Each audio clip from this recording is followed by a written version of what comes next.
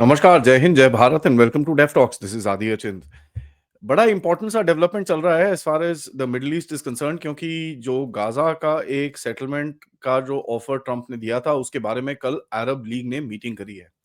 अरब league ने जो meeting करी है, उन्होंने एक प्रपोज़ल दिया है कि साहब जो कायरो का प्लान था, इजिप्ट का प्लान था, जिसके अंदर $53 बिलियन का एलोकेशन किया जाएगा, जहाँ पर गाज़ा को रीबिल्ड किया जाएगा।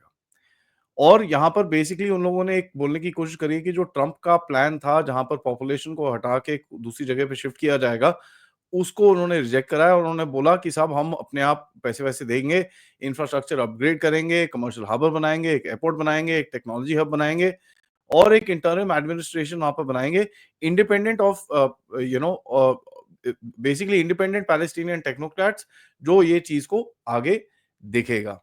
ट्रंप इस टाइम पे बड़े गुस्से में है इस रीजन के बारे में, क्योंकि मैं आपको बड़ा ये क्लियरली बता दूं कि जो इंटरनली है, इंटरनली अगर आप ट्रंप की जो भाषा देखें, उसमें वो बड़ा क्लियरली बोल रहा है कि जो कॉलेजेस हैं, जो स्कूल्स हैं, जहां पर ये जो प्रोटेस्टर्स होते हैं, ये चीजें हम बिल्कुल भी मानेंगे नहीं। और यहाँ पर तो थोड़ा हंट डाउन भी चल रहा है।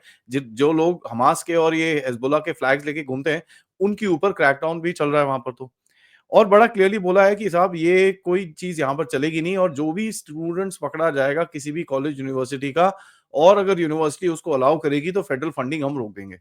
तो एक बड़ा हार्ड स्टैंड ट्रम्प ने लिया है। एक और हार्ड स्टैंड लिया है जिसके बारे में मैं आगे आपको बताऊँगा। बट उससे पहले मैं आपको ये बताना चाहता हूँ कि जो सऊदीज़ का ये जो प्लान है, उसको सबसे पहले रिएक्शन आया और हमास ने बोला कि साहब ये बहुत बढ़िया प्लान है, एकदम बढ़िया है, हम लोग इसको मतलब इसको एंडोर्स करते हैं। बट यहाँ पर रिजेक्शन आया यूएसए और इज़राइल की तरफ से, दोनों ने बोला कि साहब ये बिल्कुल भी एक्सेप्टेबल नहीं है। ट्रंप एडमिनिस्ट्रेशन की तरफ से एक स्टेटमेंट आया, जहां पर नेशनल सिक्योरिटी काउंसिल के स्पोक्सपर्सन ब्रायन ह्यूग्स की तरफ से स्टेटमेंट आया कि current proposal does not address the reality that Gaza is currently in uninhabitable and residents cannot humanly live on the territory covered in debris and unexploded ordnance। तो इनका जो कहना है वो बड़ा सिंपल है। वो बोलते हैं कि यार यहाँ पर रह नहीं सकते, क्योंकि यहाँ पर इतना सब कुछ मलबा शलबा पड़ा हुआ है, इतने वहां पर अनएक्सप्लोडेड बॉम्ब्स हैं, प्लस ऑब्वियसली टेररिज्म है। तो वो पूरा सिचुएशन लेके हम लोग बिल्कुल भी मान नहीं सकते कि यहाँ पर लोग रहेंगे। तो अरब्स का जो प्लान है कि हम लोग यहाँ पर रीबिल्ड करेंगे और ये करेंगे, उस चीज को पूरी तरह से हम रिजेक्ट करते हैं। देखिए, अरब स्टेट्स का जो प्लान है, इज़राइल ने भी उसको बड़ा क्लियरली बोला कि साहब हम इसको बिल्कुल भी नहीं मानते हैं। नाउ इज़राइल ने बोला कि भाई this thing has basically failed to address the realities. जो सिचुएशन अराइज़ हुई है 7 अक्टूबर के बाद, और जो 15 महीने की उसके बाद झगड़ा हुआ है। नाउ यहाँ पर मैं आपको बताऊं कि पिछले सैटरडे से इजराइल ने एड बंद कर रखी है ना, इसके ऊपर काफी कंफ्लिक्टिंग रिपोर्ट्स हैं, क्योंकि कई लोग बोलते हैं कि नेतन्याहू पे थोड़ा सा प्रेशर डाला और कुछ एड शुरू हुई है, कई लोग बोलते हैं कि अभी भी बंद है। But in any case, aid की कमी, वहां पर जो ह्यूमैनिटेरियन एड आती थी, जो 600-800 ट्रक आते थे दिन के, वो अभी इस टाइम पे बंद है या कम आ रहे हैं। नाउ नेतन्याहू ने एक और चीज करी है in the past some time, कि उसके जितने रिजर्विस्ट हैं उनको उसने कॉल अप कर लिया है। And as a matter of fact, वहां पर कोई कई लोग बोलते हैं कि 4-4.5 लाख ट्रूप्स उस जगह पे इस टाइम पे खड़े हुए हैं। I don't know how much of that is true, या पूरा है कि नहीं है, but what we need to realize is Israel ने काफी लोगों को मोबिलाइज करा है। तो इस टाइम पे जो एक परसेप्शन है कि भाई हमास की जो वॉर है, गाजा की जो वॉर है, वो दोबारा स्टार्ट होगी। मैंने आपके साथ 1-2 दिन पहले अपडेट में ये भी बताया था कि भई इज़राइल के पास एक सेकंड फ्रंट भी खुल सकता है, जो नॉर्थ में है, और जिसके बारे में मैं काफ़ी टाइम से वार्न कर रहा हूँ कि जो टर्की का जो फ्रंट है सीरिया के अंदर, जहाँ पर एचटीएस वाले बैठे हुए हैं, उनको बिल्कुल भी ट्रस्ट नहीं करा जा सकता। यहाँ तक भी देखा कि हमने वो जो ड्रूज़ पॉपुलेशन है, उसके ऊपर इन लोगों ने कुछ हमले करने की कोशिश करी। अगर आप इज़रायली से बात करें तो वो बोलेंगे कि साहब वो हमला नहीं कर पाए, लेकिन अगर आप उन लोगों से बात करें तो वो बोलेंगे कि हम लोग उस टाउन के अंदर जरमामा को मेरे ख्याल से टाउन है, उसके अंदर वो जाके दे हैव टेकन कंट्रोल। सो काफ़ी कन्फ्लिक्टिंग रिपोर्ट्स हैं इसके अंदर। बट हैविंग सेड दैट, एक बहुत बड़ा टेंशन है, because Drew's have basically aligned themselves towards Israel in this entire game। एक और एंगल है इस टेंशन का। एंगल ये है which is Turkey and Iran. और मैं ये काफी टाइम से बोल रहा हूँ कि साहब टर्की जो है इस टाइम पे एक डबल गेम खेलने की कोशिश कर रहा है। वो वेस्टर्न पावर्स के साथ तो खड़ा ही खड़ा है, लेकिन जो उसका एक नजरिया है, विच इज अर्दोआन, जो मुस्लिम ब्रदरहुड का लीडर है, उसका एक नजरिया है अबाउट इस्लामिज्म। इसी के तहत उसने कुछ 1-2 दिन पहले एक स्टेटमेंट दिया कि भाई यूनाइटेड नेशन सिक्योरिटी काउंसिल के अंदर एक मुस्लिम वीटो होना बहुत जरूरी है। तो बेसिकली अपने आप को ये घुसाने की कोशिश कर रहा है। नाउ टर्की और ईरान के बीच में भी टेंशन चल रहे हैं इस टाइम पे। ठीक है, टर्की के फॉरेन मिनिस्टर और ईरान के फॉरेन मिनिस्टर ने एक दूसरे के एनवॉयज को बुलाया अपने देश के अंदर और थोड़ा सा वहां पर झाड़ मारी है। हुआ क्या है कि साहब टर्की के जो फॉरेन मिनिस्टर हैं हकीम फिदान, उन्होंने एक ऐसा स्टेटमेंट दिया कि साहब जो कंट्री एक मिलिशियाज़ की तरफ रिलाई करता है एक रीजन में और वो फिर उसी तरह के उसके उसके साथ भी हश्र होगा। और उन्होंने बोला कि साहब ईरान कोई अगर सीरियन कर्डिश फोर्सेस को सपोर्ट करता है, टर्की ने बड़ा कंटेम्प्ट से बोला कि साहब ये जो टेररिस्ट ग्रुप है इसको ईरान सपोर्ट करता है और ये चीज़ आप बताइए, ये चीज़ ईरान को सोचनी पड़ेगी क्योंकि ऐसे ही ग्रुप ईरान के अंदर भी कुछ टेढ़े-मेढ़े काम कर सकता है। It is quite rich coming from a country like Turkey जो खुद इतने सारे टेररिस्ट ग्रुप को सपोर्ट करता है, but at the end of it that is the reality.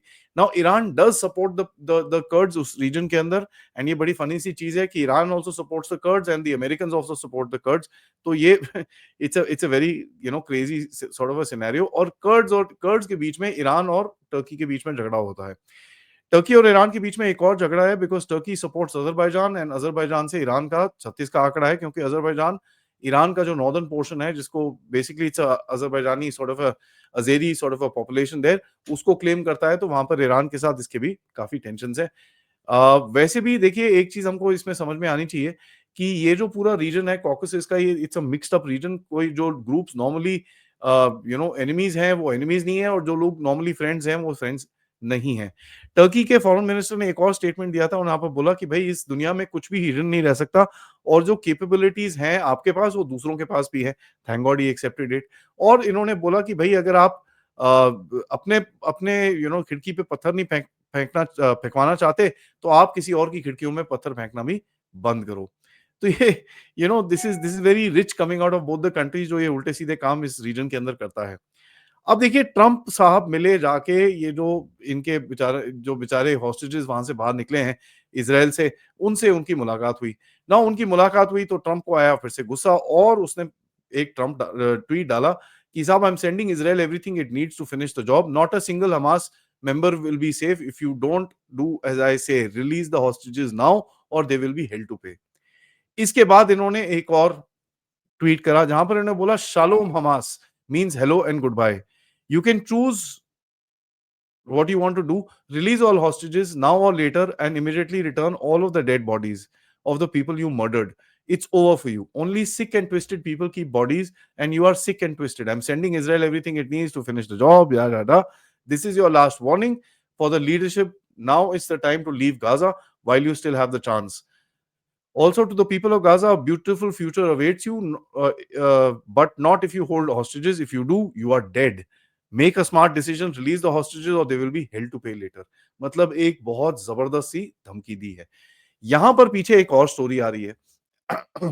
यहाँ पर ये स्टोरी है कि आपको ये बता के मेरे को बड़ा it's a very interesting thing कि यूएसए के कुछ लोग इस टाइम पे हमास के साथ डायरेक्ट डीलिंग कर रहे हैं। ठीक है, ये पता चला है कि USA has decided to basically deal with the Hamas on their own एंड यहाँ पर ये भी पता चला है पॉलिटिको का एक आर्टिकल आया है जहाँ पर बड़ा क्लियरली बताया गया है कि भाई यूएसए वाले हमास के साथ अपने आप नेगोशिएशंस कर रहे हैं एंड उस नेगोशिएशंस के तहत they are trying to figure out how to get the people out and वहां पर कितने लोग जो फंसे हुए हैं उसको भी कैसे निकालें। नाउ यूएसए खैर ये चीज करने की काफी टाइम से कोशिश कर रहा है कि he wants to basically get an end to this particular conflict और ये हमको पता है बट यूएसए आल्सो नोस कि इजराइल को उसको सपोर्ट करना पड़ेगा। तो हमास के साथ कुछ डायरेक्ट डीलिंग चल रही है इसका भी बड़ा इंटरेस्टिंग सी चीज है और इसके ऊपर इन्होंने एक और चीज करी जहां पर हुतीज को रिसेंटली जो जो बाइडेन की सरकार ने टेररिस्ट ऑर्गेनाइजेशन की लिस्ट से निकाल दिया है अब Dev already put it back again. इस रीजन में एक और डेवलपमेंट हुआ है कि जहां पर हमको पता चला है कि साहब पुतिन के साथ जो बात चल रही है ट्रंप की that also includes the game of Iran and इसके बारे में हमने काफी टाइम से बात करी है और ये चीज मैंने बोली थी कि भाई भारत और ईरान के साथ मिलके ये लोग साथ में बात करेंगे and they will basically kind of try and normalize. देखिए, ये होते साथ एक ईरान से एक और स्टेटमेंट आया जब ये सब चीजें चल रही थी टर्की के साथ उसने एक और चीज ऐड करी कि वी वोंट लेट रशिया और US decide our nuclear program. This is a very hard reaction. ठीक है, it is not normal against Russia. तो आपको ये समझ में आनी चाहिए कि रशियंस ने मेरे हिसाब से थोड़ा बहुत प्रेशर डालना शुरू करा होगा। जैसे अमेरिकन प्रेशर डाल रहे हैं हमास की तरफ, रशियंस प्रेशर डाल रहे हैं इस तरफ एंड हमारी भी कुछ बातें चल रही हैं जिसके बारे में जयशंकर जी ने बड़ा क्लियरली बोला था और ईरानियन एम्बेसडर ने भी इसके बारे में कंफर्म करा था। अब ईरान और यूएस की डायरेक्ट बातें भी चल रही हैं क्योंकि जो बलूचिस्तान के अंदर पाकिस्तान और बलूचिस्तान के अंदर जो एक्शन चल रहे हैं, that tells you that Iran is also being taken into consideration as far as this region is concerned. और मेरे हिसाब से द वॉर एज़ पर से हमास की चाहे शुरू हो जाए, ईरान के साथ थोड़ा पॉसिबिलिटी कम है, बट खैर in this unpredictable world who can put a finger on anything, कोई बेवकूफी इधर-उधर हो जाए तो एकदम से फिर rockets will start firing and it becomes a crazy crazy place. Which is what brings me to my last point. जो साइनो वहाबी लेफ्टिस्ट अलायंस है इस टाइम पे, they would want something to explode between जो Europe का जो reason है और जो मिडल ईस्ट का रीजन है, उसके अंदर इनको चाहिए होगा कि भाई कुछ ना कुछ एक्सप्लोड करना चाहिए। क्योंकि जब वो अगर एक्सप्लोड होगा, तभी जाके जो साइनो वहाबी लेफ्टिस्ट अलायंस है, वो कुछ एक चीज को कंट्रोल कर पाएंगे और ट्रंप को थोड़ा-सा पुश बैक दे पाएंगे। तो ये टाइम बड़ा डेंजरस है, it's a very, very dangerous time and let me just say this कि इस टाइम पे जो भी नेगोशिएशंस बैक एंड पे चल रही हैं, they need to be calm down, एक कॉन्फिडेंस बिल्डिंग मेजर्स की तरफ इनको जाना पड़ेगा because there will be loads of people who will try and sabotage this situation. देखते हैं ये गेम आगे कैसे जाएगी, बट फॉर नाउ ये वीडियो को लाइक करिए, सब्सक्राइब करिए चैनल को and most importantly share this with your friends and families. और आप लोग इस चैनल की तरफ कंट्रीब्यूट भी कर सकते हैं यूजिंग द क्यूआर कोड या फिर पेपैल या फिर सुपर स्टिकर सुपर चैट्स। आपके साथ थोड़ी देर में दोपहर में मैं अभी मिलूंगा जब हम बात करेंगे भाई भारत में इतना अभी 1-2 हफ्ते हो गए हैं, गहरे राज्य का प्रकोप जो है यूएसएआईडी से वो टूटा है। क्या-क्या रिएक्शन आया है भारत में, कौन-कौन रोया है, कौन-कौन जगा है और कौन-कौन सोया है, इसके बारे में थोड़ी बात करते हैं। पर तब तक नमस्कार, जय हिंद, जय भारत।